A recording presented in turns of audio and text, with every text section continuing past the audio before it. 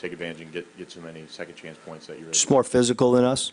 You know, we went with a 5-guard lineup. It was our best lineup rebounding the ball. You know, they hung around the lane and outreacted. You know, I've never been a part of a game where it's 26-0 in second chance points and we could have won the game. I mean, their plays absolutely did not hurt us one bit. It was free throws attempted and rebounds. I've never been a part of a game like that in my life. So we got to rebound the ball better. We knew that was a deficiency. We've kind of hung our own. Again, our best rebounding lineup tonight was when we had 5 guards. Having said that, we picked up a technical foul in a 2-point game. Every little thing matters. You know, the first and one, you know, Mason Jones gambled and picked up a foul, and it turns out I've never seen 3 and 1s to end the game. They made 2, we made 1. You know, so. Sorry, a lot of breath here. Were you amazed you guys were in that game, had a shot to win with the second chance points being? Yeah, I thought we played, you know, again, phenomenal 3-point defense. I thought we took care of the basketball. LSU's a high steal team. They had 1 steal all game. Thought we took care of the basketball. They got size and they utilized it tonight on the backboards. I mean, their best offense was putting it up and going and getting it.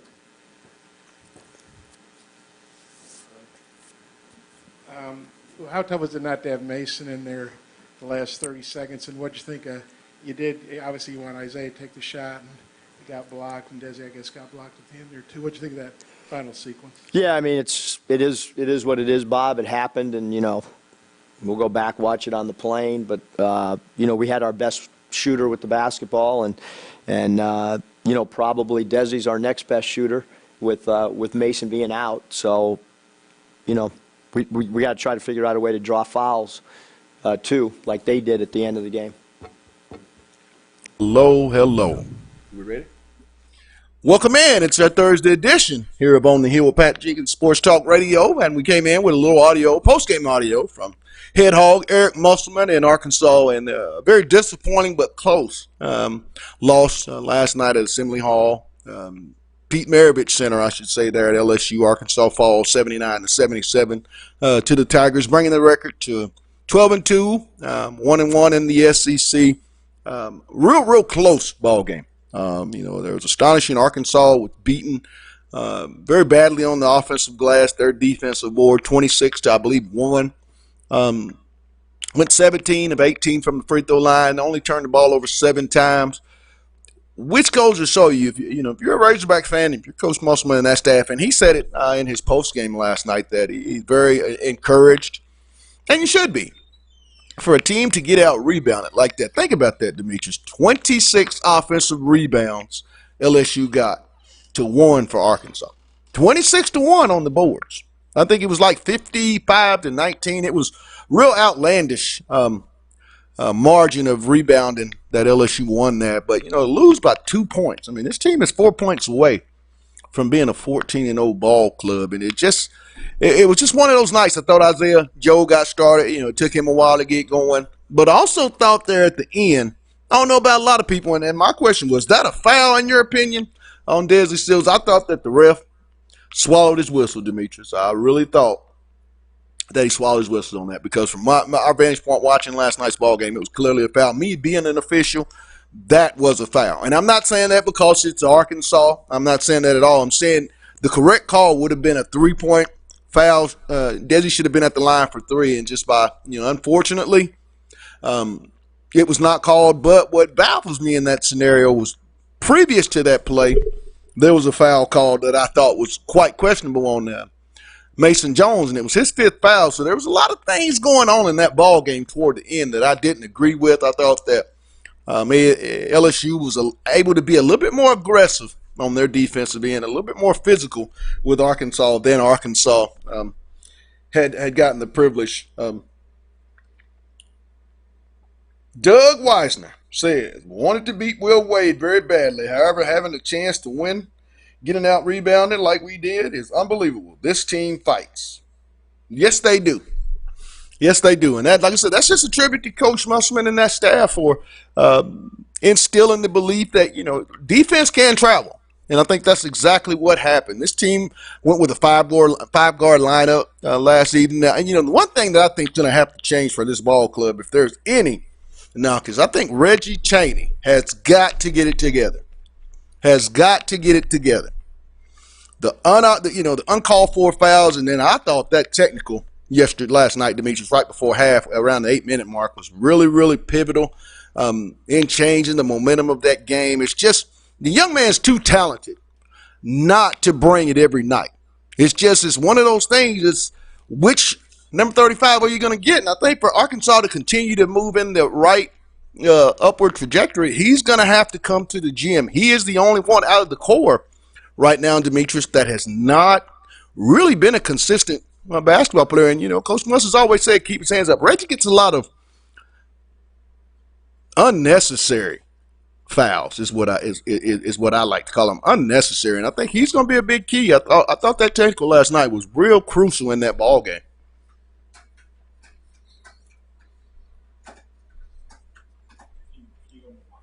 Also too, Jack Sessner. Jack says having more size next year, playing 5 guards, absolutely. You add Connor Vanover, 7'3", young man. You get a 6'10" Jalen Williams to come in as a freshman. This team, if they can keep the core back of the team that they have currently on campus and with what they bring in, this is going to be vastly a different basketball team. You won't go through as many scoring droughts, I believe, as we do, Demetrius. Yeah. Going back to what you said about Reggie, I think it goes back to the beginning of the season where he was suspended and, didn't really start the season on a good note. I think that's kind of flowing over to the season, how he mentally prepared and came into the season. A lot of mental errors. Right. When you talk about fouls and unnecessary fouls, that's attention to detail and just not mentally being in the game at the right moment, knowing when to commit those. So, again, I think it's a testament to where he was mentally at the beginning of the year. I think everybody else was kind of dialed in. When you talk about Isaiah Joe, Desi Seals, those guys were locked in and focused. And I really felt like there at the end, I thought Mason was pressing there a little bit the last 3 minutes of the game. Arkansas was up 3 and had a very timely turnover. I think he had a few of those down the stretch, which, I'm not going to, be too hard on him because the young man did have such a night offensively and on both ends of the courts for that matter. But I really feel like, Arkansas kind of gave it away, but kind of had a ticket. I still say it, and I'm seeing Terry Roy says lack of height will hurt them. And on the foul, close but no foul. That was clearly a foul. Being an official, he was hit with the upper chest. He was fouled by the first guy, and then on the comeback block by number 11 after he had blocked Isaiah Joe's shot, he went and fouled Desi again. I watched the official, and it was clear he was about to signal for a foul, but it's just sometimes you get home cooking. I mean, let's call the SEC for what it is, and Arkansas gets it too sometimes, but I thought that was a very favorable call. When you think about the previous couple ticky-tack calls, the and ones that were called on Arkansas, I mean, when you look at that, there's a lot to be questioned. But I like what Coach Musselman did, Demetrius. He didn't come in to the press conference, didn't point any fingers out to the officials or anything like that, came in there very respectfully of the game that LSU had played, and it was really, really complimentary of his team's performance throughout all the adversity, especially on the rebounding side of things. Yeah, I think Musselman understands where they are, and he understands it's a journey. It's one game. I think Musselman he's the type of coach that he has a short-term memory when it comes to, harping on old things that you can't go back and change. I think what he does do is he takes the mistakes that we made from previous games and takes them going into the next game. So I think he's going to really have a focus on rebounding this week and this week's practice and in preparation. I think he's going to emphasize guys making smart decisions and ball control. And we're going to take a real quick break, but we're going to get back. We got a lot more to talk about, breaking down this very disappointing road loss. I'm going to read out when we get back Doug Weisner's question. I think he made a good point, and Doug, we're going to talk about that. But we're going to catch up with more of what Coach Muss had to say following the very disappointing 79-77 loss in Baton Rouge yesterday. And then we'll come back with more. Even got some new coaches. Boy, I tell you what, when you look at the SEC, in particular the SEC West as it came out today, Mike Leach, the Pirate, will be making his way to Stark Vegas to be the head coach for the Bulldogs.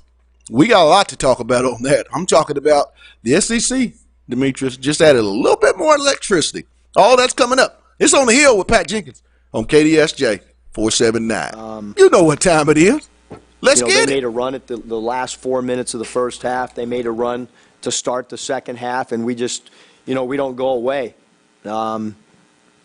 There's a lot of teams that are up and down. They lose by 16. They lose by 18. They don't come to play in we played hard. We just lost. And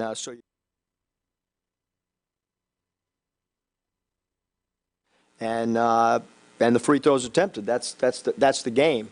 And so we got to get ready for Ole Miss. There's nothing else we can do. But as far as effort, I'll go with these guys any night into an arena and go play because they're giving us all they got for sure. Yeah, Muss, right here. Was Watford everything that you saw on film? Yeah, I thought he made some great plays. I thought defensively we wanted to try to attack his lateral foot speed, but I thought he did a great job scoring the basketball. And for a freshman, he's got a great body. He's strong. He used his left hand tonight really well. Tremendous player. There's no question about it. Eric, you guys have held your own on the defensive boards all year. That was really the first time a team really exploited that. Is that just LSU's athleticism, size? What do you attribute that to? Yeah, I don't know if you were in here, Bob, but our best rebounding lineup was our 5 guards. They hung around the lane a Welcome lot. back to our Thursday edition here of On the Hill with Pat Jenkins Sports Talk Radio on KDSJ 479. And real quick before we continue on with a lot of viewer interaction, I want to give a shout out to our sponsors.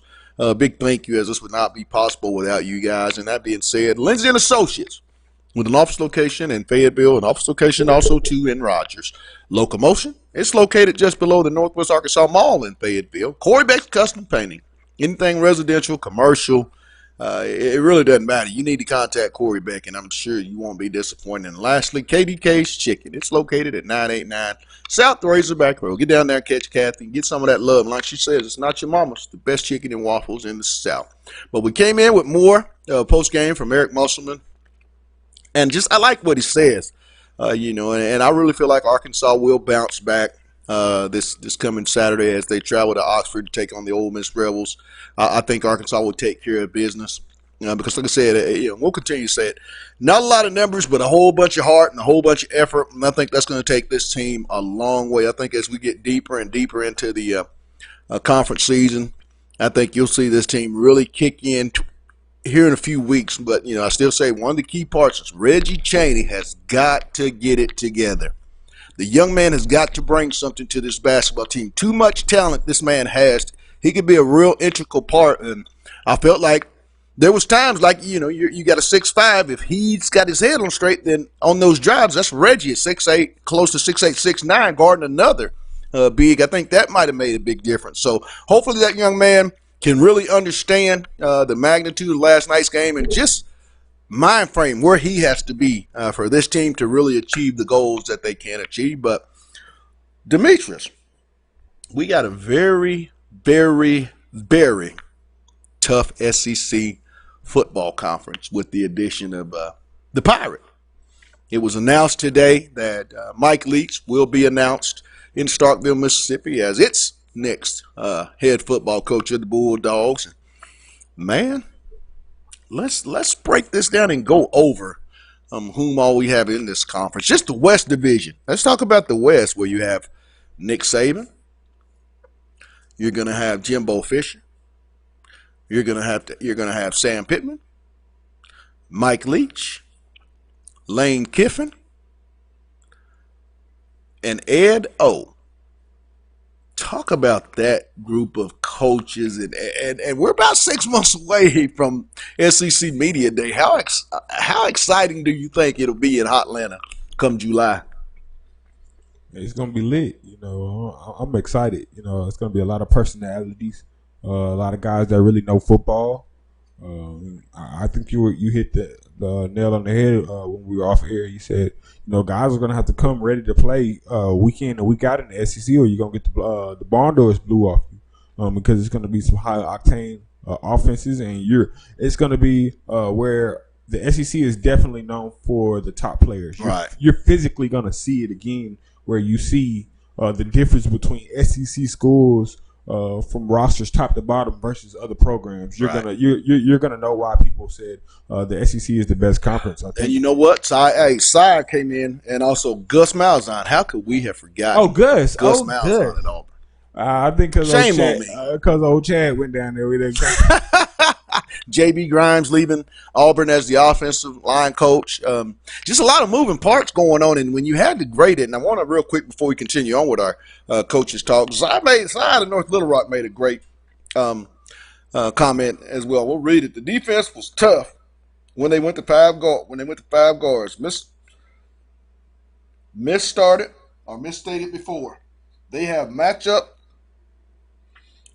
got to match up with us when Arkansas goes to that 5 guard, and that's a great question. So I agree. A 5 guard lineup, and you could tell that it was creating a lot of ball control issues for LSU. Arkansas created a lot of turnovers and was able to get out and run in transition. I just think when they do that, it does create a lot of matchups because you got interchangeable guards, and all those guys can go out and shoot the 3. They can all essentially put it on the deck and go to the rack. So I really feel like that's going to be another, and I expect to see the 5 guard lineup, but it still goes back to Reggie Chaney. You should not have to go to a 5 guard lineup when your tallest guy is 6'8". But right now, I don't think he's mentally locked in. That's my own personal opinion. I'm not saying the kid's bad.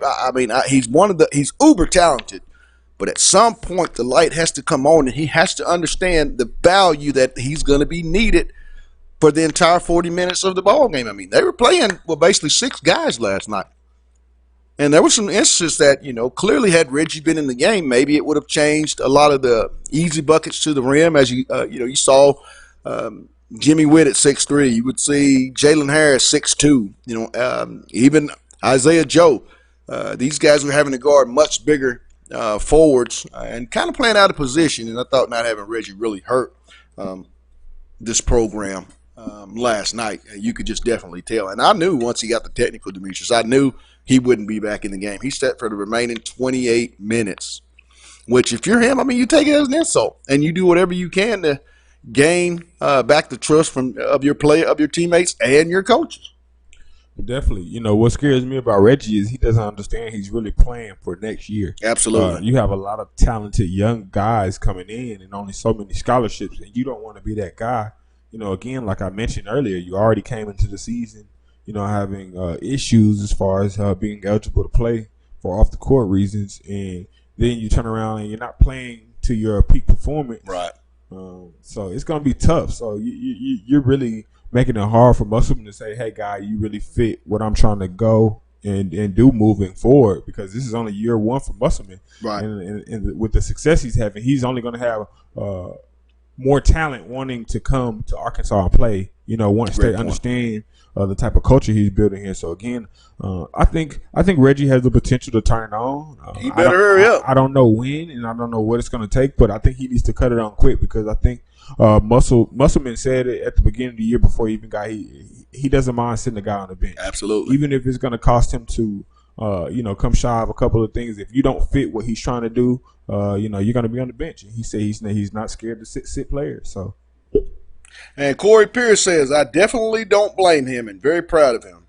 But if Daniel Gafford stays for this senior year, this is a different team. Oh, absolutely. And he would have been a junior this year, just to make a note of that. But absolutely, I mean, when you get a talent that Daniel was, I mean, without question, this would have been a way different basketball team if you throw in Connor Vanover. I mean, this team right now is a different team, and all those things will come to fruition when you have Jalen Williams and Connor in next year's basketball team. But no one's blaming Reggie for the loss. We're just simply stating that he needs to be more consistent. Coming into a ball game and really all contributing right now for the most part is fouling is not going to get it done, because now you have to go to smaller lineups. Adriel Bailey has to play more, so now you're adding more pressure for him to play foul free. And I mean, when you're sitting over there with 2 and 3 fouls and you're the tallest, real strong contributor off the bench, I mean, that hurts the basketball team. No ifs, ands, or buts, can't do nuts about it. I mean, it hurts the basketball team, and that technical last night was tremendously huge and uncalled for. Even the foul before that was uncalled for.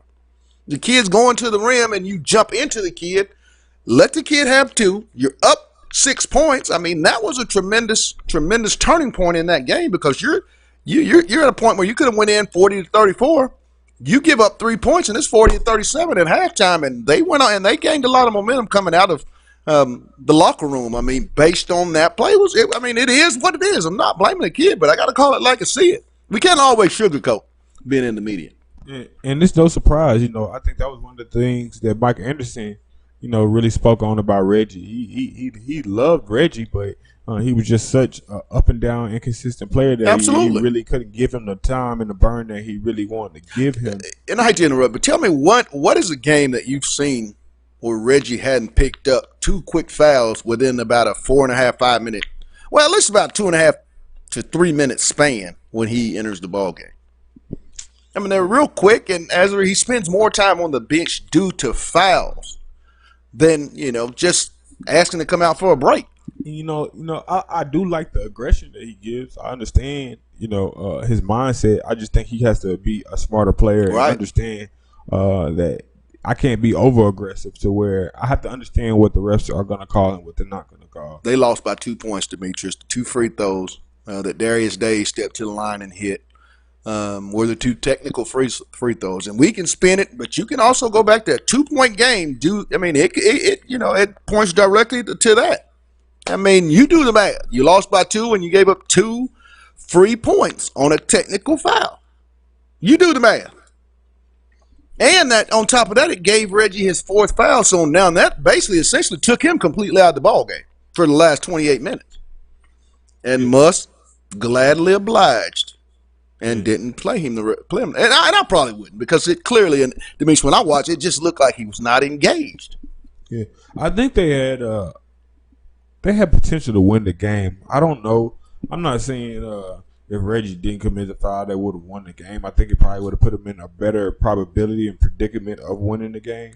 But I think there was a couple of more plays that, give or take, some shot selections that I probably because I feel like at the beginning of the game they were kind of just throwing up shots. Yeah. Especially a lot of threes. Mason pressed just a little bit there at the beginning of the game, and then and I think. Being a smaller team, you have to have guys in position to really get the rebounds. You just can't go down turning over quick shots. Yeah, because I've said it, and those that we've always said it, but for the normal listeners, as we always said from day one, they're only going to be as good as they defend and rebound and execute offensively. And I felt like rebounding department, they were overwhelmed by the size there of LSU, and but to be able to only lose by 2 points, and they had their chance there the last. I believe it was 8 seconds of the ball game to win that game. Speaks a lot about just their attention to detail and their never say die, and they stay in it. And like I said, defense travels, and this is a very good defensive team, and that's what they're always going to hang their hat on. I just feel like number 35 has to get just a little bit more, and if he can get it together, I think this team's really going to be set for a big-time run in conference season, and maybe a pretty good little run in the NCAA tournament. I mean, that's all essential. But we're going to step away and get us a real quick break, and then we're going to come back, and we're going to rate the new coaching hires, Demetrius and myself, and you can rate them. We have Lane Kiffin, Eli Drinkwitz, Sam Pittman, and Mike Leach. Which of the 4, how would you rate them 1 through 4, in your opinion? Demetrius and I, we have our ideas, but we want to get yours. All that's coming up. It's on the Hill with Pat Jenkins on KDSJ 479. Let's get it.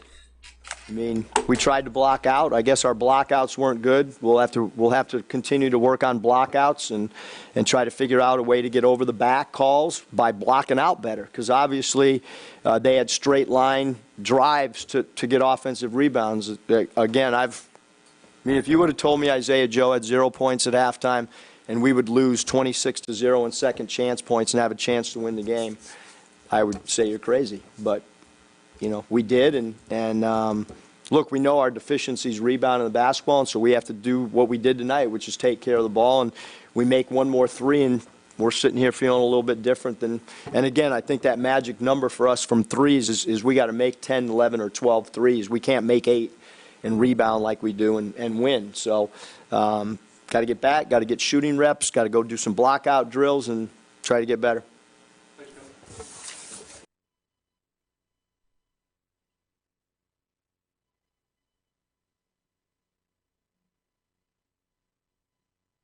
Back. It's our Thursday edition of OTH here on KDSJ 479. And real quick, we're going to rate as we're going to make this our last segment. And we want to rate it before we get out of here. The coaching hires. There's been 4 new ones, 3 in the West and 1 in the East.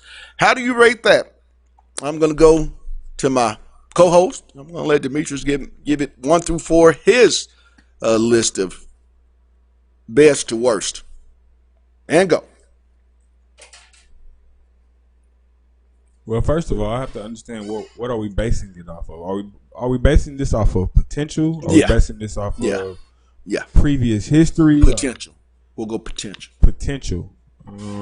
So if I had to look at, well, I know number 4 is Missouri. Oh, Missouri. He might be the new smacked across the head. Man. He might be the new Chad Morris in the SEC. I feel bad for him. Ooh. I feel bad. I think. I think Drake's gonna have to take a drink or something after on Saturdays after those type of ball games. I think the thing about that is Arkansas has been on the losing end of the battle line rivalry. Right. I want to say they're 1-3 if I'm not mistaken. Right. I think we have the chance to kind of right that ship and get a trophy game, and I think that's huge. You know, not saying it's a gimme game, but I think it's a good game for Sam Pittman to come in and kind of rewrite the ship. I'm not, like I said, I don't think it's a guaranteed W, but I think it's a game on the list that Sam looks at. Okay, first we can come in and rewrite the history, even erase Chad of not winning a SEC game in 3 years. So I think it's good. Drink 4th. I got drink 4. Let's go. Number 3. 3. Mm-hmm. I'm gonna go Leach. I'm gonna go Leach at 3. He's another one. I mean, he's an offensive guy, but I've never seen anything he's ever put together on the defensive side of the football. I think a couple of years ago, Washington State had an okay defense, but for the most part, when you think of Mike Leach, defense is not the first thing that comes to mind. I think the thing that he has going is he's an offensive-minded coach, and it's easy to find offensive players. It's always a lot of skill positions out there, and I think in the South, he's going to attract a lot of kids, especially spreading that ball out. I think he's going to be attractive, but I just don't see it coming out right away with the W's that they're expected down there. So I'm gonna go him at 3. 2. You know, that's a tough one. I want to say Lane, but I'm gonna go ahead and say Sam Pittman. All right. I think year 3, I might change my mind as far as what I think. But I think right now, Sam Pittman, I think he's in a great position. Like I said, he inherited some good pieces, and not only has he inherited good pieces, he's brought the pieces necessary to elevate the pieces that were already here. Right. And not only that, I think he's elevated the coaching staff and the ability to coach up the players to have a successful season. You know, I expect these guys to go bowling. So I did make a point. Alex Grinch, who moved on to be the defense coordinator for Oklahoma this past season, was the former defensive coordinator at Washington. Did have, I make a note of that, he did have that Washington State defense doing pretty good.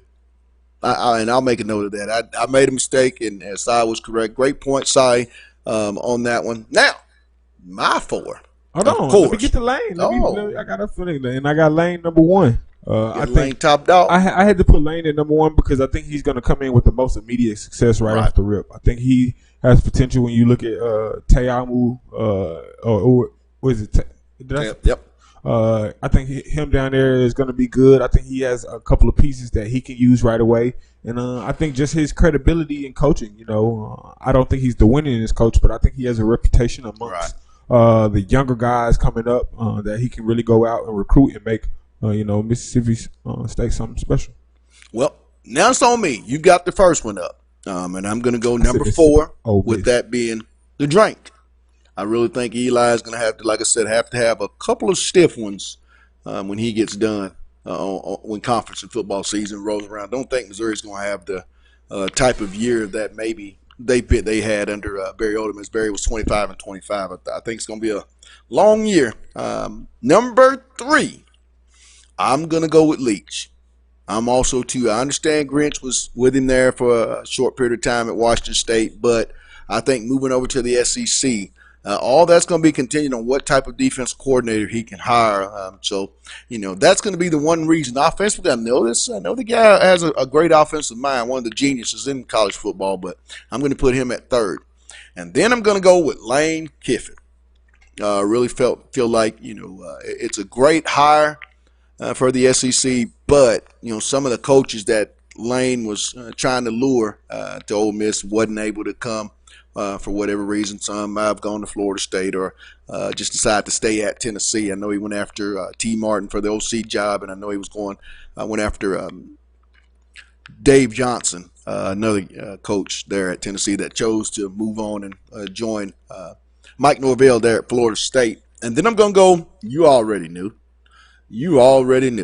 Number 1, the pit boss, Sam Pittman.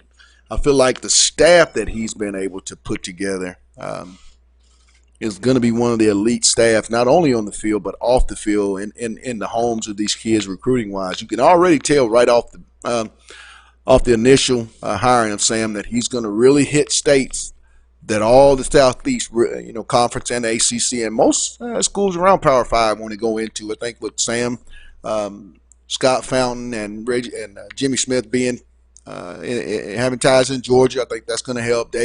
Brad Davis, I think with Derek LeBlanc in Louisiana, I think that's going to help. They have ties to Texas, ties to Arkansas. So all the major parts and across the country, I think Sam, with his ability to be able to recruit on a national level, and he's so well known and so well liked in around the country, I think that's really something that's going to be real big. And I really think, being able to get Barry Odom and Kendall Browse as his offensive coordinator and defensive coordinator, 2 of the hot names that were out there, I think that's why I'm going to give him the number 1 coaching hire in the SEC for right now. And that's not going to say these guys are automatically going to win, but the way we project it going forward, I feel like Arkansas will be one of the schools, and there's going to be some new rivalries in the SEC, Demetrius. I mean, I'm telling you, I'm so excited right now about Media Day. You can imagine what it's going to be like when Sam comes in there, and especially with Mike Leach and Lane Kiffin. I mean, try this. Would you like to have Mike Leach, Lane Kiffin, and Jimbo Fisher? I forgot and about Mark Jim. Stoops? We didn't even. Oh man. I think what's crazy is nobody's intimidated by Nick Saban. I remember when Nick Saban could walk in the room. I don't care what coaches was in there, and everybody would be quiet. And, attention would just, all cameras aside, will go to Nick. But now I think absolutely. You remember that the first year we went to SEC Media Day down in Hoover. I mean, every time anywhere Nick would go, I don't care if whatever Ed O could be talking and doing his interview right now. When Nick Saban walks in the room, all the cameras are stopping what they're doing and they're turning to Nick Saban. Right now, I think Nick doesn't have that juice. I don't know if he had the juice no more. I think it's a couple of coaches that's really, for example, Ed O, that's really starting to. Hey, I'm telling you, as the kids say, LSU is the move right now. Yeah. That's the move. Let's be honest about it. I think right now, when you go in kids' homes, LSU is the king. And it goes back to what you used to tell me a long time ago. It's very crucial who's the king of the SEC when kids are young. Right. Of course, these last couple of years, it's been Clemson. Everybody wants to go to Clemson. These younger kids remember winners. Right. And they remember when Saban had that dynasty. They're starting to remember Clemson and know Clemson as, hey, this is the place to go. I remember when Oregon was, winning a couple of years ago. All the kids wanted, Chip Kelly's hating that right now. exactly. He took the money. Man, and then he had that thing rolling. Woo! He got it rolling all right, but it's rolling in the opposite direction now out there at UCLA. He got it rolling. Man. 11 kids from UCLA have entered the transfer portal since the conclusion of this year's football season. I mean, tremendous. Arkansas, I believe, I think Arkansas has maybe 3, 4, possibly 5 since Sam's been named. So being able to retain the bulk of your roster is something I think is really, really good. When a new coach comes in, that's the first sign of, the immediate buy-in by who stays, who goes, transfer portal things. And I think, what Sam's been able to do, but not losing so many. I mean, you're always going to lose some because, as you remember, Swagoo told us there at SEC Media Day, sometimes, let's be honest, the kids and players just don't fit what the next coach wants to do. And I think that's some of the things. So many coaches get bad raps when these kids go into the portal. Maybe it's, the conversation that it could have been a mutual thing that, hey, I'm going to help you go to another school, coach. I'm going to go to another school, but also, if there's some players that maybe could fit your system, I may, but I think that's what goes on. But, not necessarily these coaches always need bad raps when these kids go into the transfer portal. And not all. And sometimes transferring can be the best thing for you. I mean, look at Joe Burrow's situation over there at LSU. Oh, Demetrius Sy said you was right. About what? What was he right about, Mr. Sy from North Little Rock? He'll tune in. He'll chime in. I'll let you know here shortly. But yeah, it's just interesting. I'm really excited to go down there. It's a lot of heavy hitters. Who you think's gonna be the quote of the you gotta go Lane. Lane gonna say something crazy. Lane Kiffin. It's gonna be entertainment. So I think it's gonna be either him or it's gonna be Mike Leach with the crazy quote. Everybody, I think old people like Leach's comments, but I think when you talk about saying crazy stuff, it's Lane. But Leach get all the old people jumping on his shit. But. And I'm a big proponent of that, and I strongly feel like when you've had a guy that's won a Heisman at your school, be it SEC, ACC, Big Ten, Pac-12, Mountain West, whatever, I think once you accomplish that, then as a coach or your entire staff, you can go into a home and really sell your program because kids see that you can win the Heisman, the highest honor of any collegiate football player would ever want. I mean, and when you can do that, there's so much to sell. I mean, I can remember when Arkansas had Darren McFadden those 2 years, Kobe Hamilton, Nile Davis, Ronnie Wingo, and, those type of players came after McFadden and that group. They were the reason to get this Petrino hysteria because when Darren was one of those big names in the around the country, everybody wants to be a part of Arkansas. And I think that's what you have to have. I mean, Joe Burrow, there's a direct correlation why LSU has one of the top classes signed in the 2020 class. I mean, it just there's no secret to that, Demetrius. Absolutely. But, Joe Burrow said it best, without my team. He says success. Kids favoring teams when they're young. Oh, yeah, for sure. Yeah. It's important. It's almost finding your favorite rap music. Yeah. I'm really heavy into music, and I know people over 21 don't usually pick new genres of music or artists to listen to. They already kind of grew up having their favorite artists, and I think sports is similar. When you grow up watching dynasties and teams getting heavy television time, it's almost seeing like the same commercial over and over. Right. And you see McDonald's growing up all the time. As a kid, that's the first place you think of. Hey, I want to go to McDonald's. And I think it's the same way in the football realm. And that's why I think social media is so important in making sure, coaches take advantage of outlets like On the Hill Sports Talk, letting guys with smaller podcasts and things really into the program because they don't understand that you never know someone's social media influence or what they can do in a world that's driven by technology and kids being on Instagram, kids being on Twitter. So I think coaches have to understand the value of, shows like ours and up and coming shows and guys around the country that are trying to do independent sports talk. I think it's great for all universities. I think they don't really value it because I think a lot of schools are so traditional and they grew up, having radio or whatever it may Right. be. But I Good think point. now you live in an age where, you can have a super fan. I think they do a good job with, what's his name? I'm sorry that I don't know. Kenny. Ken and Sandy. I think they do a great job, marketing him when they need it. I don't mean that in like a facetious way, but like they do a good job using him when he's willing to, speak on behalf of the One of the best Razorbacks. recruiters in the state for Arkansas. Exactly. They use it as recruiters. So I think, it's interesting, when I say, teams know winners and they know what's relevant. They know what's in their face all the time. Well, that's going to wrap it up. We're going to leave it. He said the last words of our Thursday show, and he couldn't have said it any better. Nothing for me to add at all. But I tell you what, we're going to be back tomorrow as we got more to talk about, more to share. Once again, thanks for all your feedback, your questions. I want to thank Cy,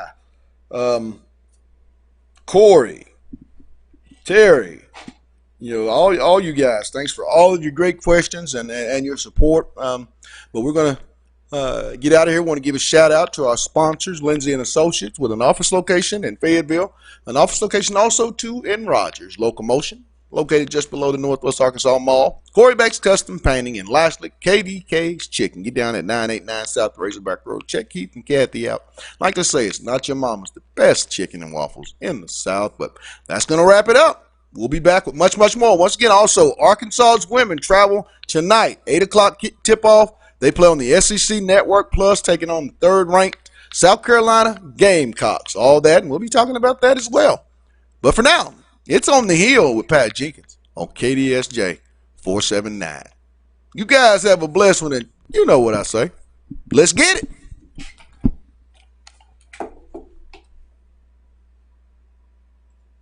We killed that guy. Baby God.